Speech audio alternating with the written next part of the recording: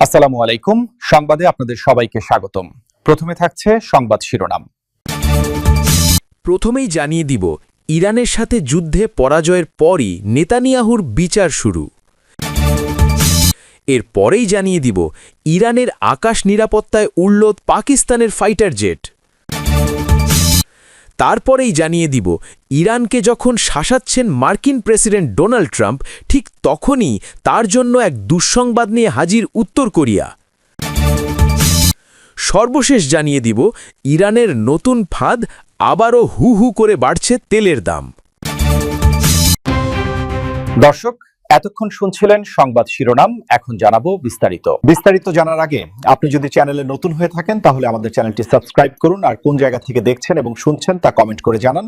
ভিডিওটি ভালো লাগলে একটি লাইক দিন। নানা অপকর্ম আর অমানবিক কর্মকাণ্ডের শীর্ষে রয়েছে ইসরায়েল, আর দেশটির প্রধানমন্ত্রী বেনিয়ামিন নেতানিয়াহুর অপকর্মের যেন জুড়িমেলা ভার। তার ইন্ধনে ইসরায়েলের সঙ্গে যৌথভাবে ইরানের যুদ্ধ শুরু করে যুক্তরাষ্ট্র।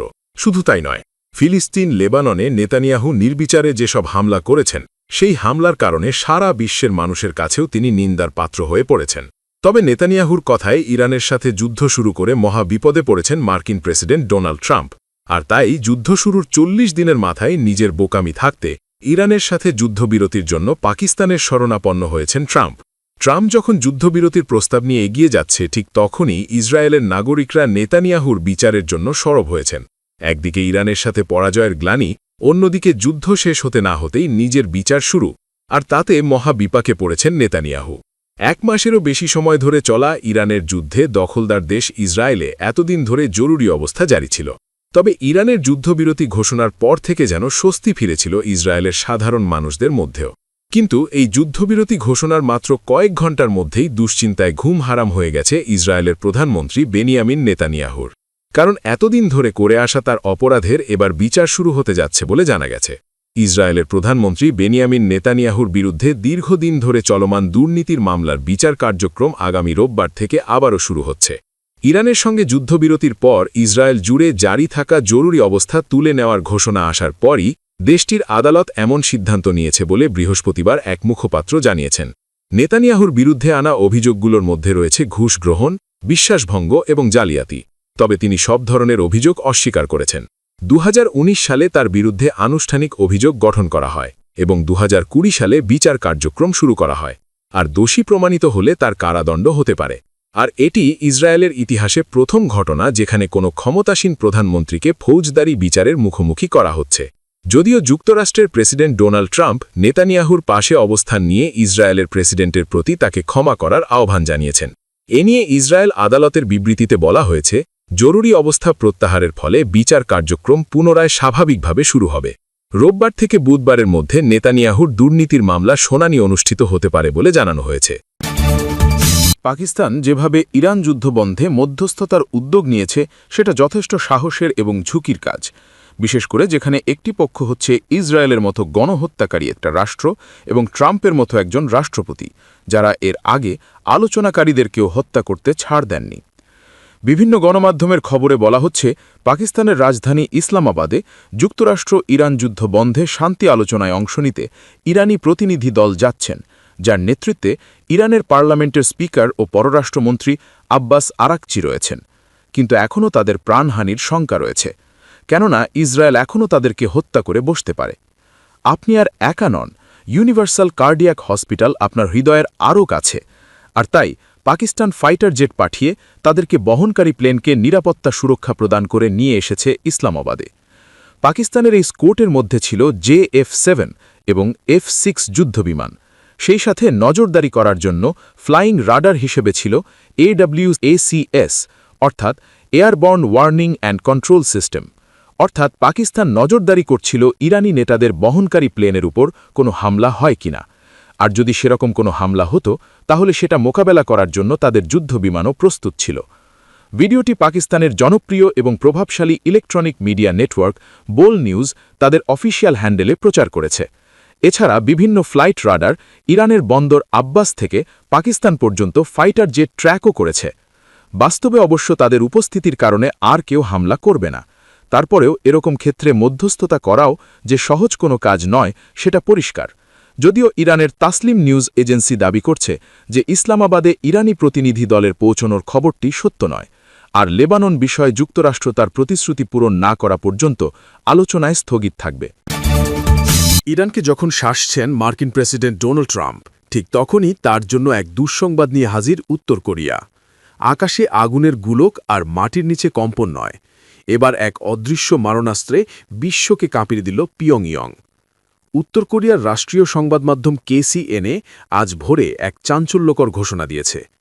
তারা জানিয়েছে, গত 3 দিন ধরে দেশটি এমন কিছু স্পেশাল অ্যাসেট পরীক্ষা করেছে যা মুহূর্তের মধ্যে একটি আধুনিক শহরকে প্রস্তর যুগে পাঠিয়ে দিতে সক্ষম। উত্তর কোরিয়ার এই নতুন সমরাস্ত্র তালিকায় রয়েছে উচ্চ প্রযুক্তির ইলেকট্রোম্যাগনেটিক অস্ত্র এবং কুখ্যাত কার্বন ফাইবার বা ব্ল্যাকআউট বোমা। কিম জং উনের বিশ্বস্ত জেনারেল কিম জং সিক এই পরীক্ষার তদারকি করেছেন। তার মতে এই অস্ত্রগুলো কেবল যুদ্ধ জয়ের জন্য নয়, বরং শত্রুর স্নায়ু ও মেরুদণ্ড ভেঙে দেওয়ার জন্য তৈরি করা হয়েছে। বিশেষজ্ঞদের মতে ব্ল্যাকআউট বোমা সরাসরি মানুষের প্রাণ না নিলেও একটি দেশের অর্থনীতি ও সামরিক শক্তিকে পঙ্গু করে দেয়। এই বোমাটি বিস্ফোরণের পর বিদ্যুৎ কেন্দ্রের উপর হাজার হাজার পরিবাহী গ্রাফাইট ফিলামেন্ট ছড়িয়ে দেয়, যার ফলে পুরো গ্রিডে শর্ট সার্কিট হয়ে বিদ্যুৎ ব্যবস্থা পুরোপুরি অটল হয়ে পড়ে। অন্ধকার হয়ে যায় গোটা দেশ। অন্যদিকে এদের হাতে থাকা নন নিউক্লিয়ার ইলেকট্রোম্যাগনেটিক পালস অস্ত্রটি আরও ভয়াবহ। এটি কোনো তেজস্ক্রিয়তা ছাড়াই শক্তিশালী তরঙ্গ ব্যবহার করে শত্রুদের রাডার, বিমান এবং স্পর্শকাতর ইলেকট্রনিক সার্কিট পুড়িয়ে ছাই করে দিতে পারে। কোনো গুলি না চালিয়ে এটি আধুনিক যুদ্ধ বিমানকে একটি ধাতব বাক্সে পরিণত করার ক্ষমতা রাখে। এদিকে সিওলের সামরিক বাহিনী জানিয়েছে, তারা উত্তর কোরিয়ার ভূখণ্ড থেকে বেশ কয়েকটি ক্ষেপণাস্ত্র উৎক্ষেপণের সংকেত পেয়েছে। এই প্রজেক্টাইলগুলো প্রায় 240 থেকে 700 কিলোমিটার পর্যন্ত উড়ে গিয়ে সাগরে আছড়ে পড়েছে।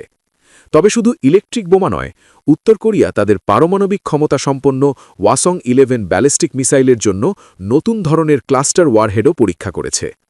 কোরিয়া উপদ্বীপে এই উত্তেজনার পারদ এখন আকাশচুম্বী। উত্তর কোরিয়ার উপপররাষ্ট্রমন্ত্রী জ্যাং কুমচল এক কড়া বিবৃতিতে দক্ষিণ কোরিয়াকে তাদের ইতিহাসের সবচেয়ে শত্রুতাপূর্ণ রাষ্ট্র হিসেবে চিহ্নিত করেছেন। কোনো আলোচনা বা সমঝোতার পথ যে এখন কার্যত বন্ধ, তা তার কথাতেই স্পষ্ট ফুটে উঠেছে।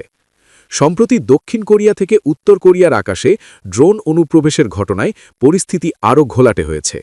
যদিও সিওল একে একটি বেসরকারি উদ্যোগ বলে ক্ষমা চেয়েছেন এবং এর সাথে জড়িত এক গোয়েন্দা কর্মকর্তা ও এক সামরিক কর্মকর্তাকে গ্রেফতার করা হয়েছে, তবু পিয়ংইয়ং বিষয়টিকে আমেরিকার সন্ত্রাসবাদ ও আগ্রাসন হিসেবে দেখছে।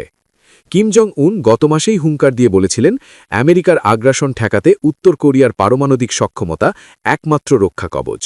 বর্তমানে এই উচ্চ প্রযুক্তির অস্ত্রের পরীক্ষা বিশ্বমঞ্চে এটাই প্রমাণ করছে যে উত্তর কোরিয়া কেবল পরমাণু বোমাতেই সীমাবদ্ধ নেই, তারা এখন অদৃশ্য যুদ্ধের জন্য পুরোপুরি প্রস্তুত।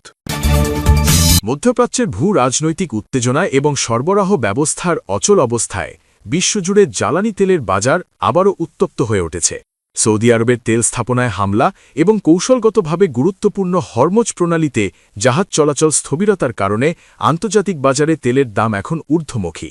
শুক্রবার লেনদেনের শুরুতেই এই চড়া ভাব লক্ষ্য করা গেছে। সাম্প্রতিক বাজার বিশ্লেষণে দেখা গেছে, ট্রেন্ট ক্রুড তেলের দাম ব্যারেল প্রতি 58 সেন্ট বেড়ে $96.50 দাঁড়িয়েছে। একই সময়ে ওয়েস্ট টেক্সাস ইন্টারমিডিয়েট তেলের দাম ব্যারেল প্রতি 49 সেন্ট বৃদ্ধি পেয়ে $98.36 পৌঁছেছে। যদিও চলতি সপ্তাহের সামগ্রীর দাম প্রায় 11% কমেছিল, যা 2025 সালের জুনের পর এক সপ্তাহের সর্বোচ্চ দরপতন হিসাবে রেকর্ড করা হয়। তবে নতুন উত্তেজনায় সেই স্বস্তি দীর্ঘস্থায়ী হয়নি। বাংলাদেশের প্রথম 5D AI ইনভার্টার যুক্ত সর্বোচ্চ বিদ্যুৎ সাশ্রয়ী যমুনা এয়ার কন্ডিশন। সৌদি আরবের রাষ্ট্রীয় সংবাদ সংস্থা জানিয়েছে, দেশটির তেল স্থাপনায় হামলার ফলে প্রতিদিন প্রায় 6 লাখ ব্যারেল তেল উৎপাদন ব্যাহত হচ্ছে। এছাড়া গুরুত্বপূর্ণ ইস্ট ওয়েস্ট পাইপলাইনের মাধ্যমে দৈনিক সরবরাহ কমেছে প্রায় 7 লাখ ব্যারেল। এই বিপুল পরিমাণ উৎপাদন ঘাটতির খবর বাজারে আসার পর থেকেই বিশ্বজুড়ে সরবরাহ সংকটের আশঙ্কা তীব্র হয়েছে। জ্বালানি পরিবহনের অন্যতম গুরুত্বপূর্ণ রুট হরমুজ প্রণালীতে বর্তমানে স্বাভাবিকের চেয়ে 10% কম জাহাজ চলাচল করছে। ইরান দাবি করেছে, এই রুট ব্যবহারকারী প্রতিটি জাহাজকে তাদের জলসীমার কঠোর নিয়ম মেনে চলতে হবে। এমনকি শান্তি চুক্তির অংশ হিসাবে জাহাজ চলাচলে বিশেষ মাশুল আদায়ের প্রস্তাব দিয়েছে তেহরান, যা ইতোমধ্যে জাতিসংঘ ও পশ্চিমা দেশগুলো প্রত্যাখ্যান করেছে। জ্বালানি বিশেষজ্ঞদের মতে হরমোজ প্রণালী দিয়ে সরবরাহ এভাবে স্থবির থাকলে ড্রেন্ট ক্রুড তেলের দাম ব্যারেল প্রতি $190 গিয়ে ঠেকতে পারে। গত 28 ফেব্রুয়ারি থেকে শুরু হওয়া সংঘাতের ফলে মধ্যপ্রাচ্যের প্রায় 50টি গুরুত্বপূর্ণ জ্বালানি স্থাপনা ড্রোন ও ক্ষেপণাস্ত্র হামলায় ক্ষতিগ্রস্ত হয়েছে।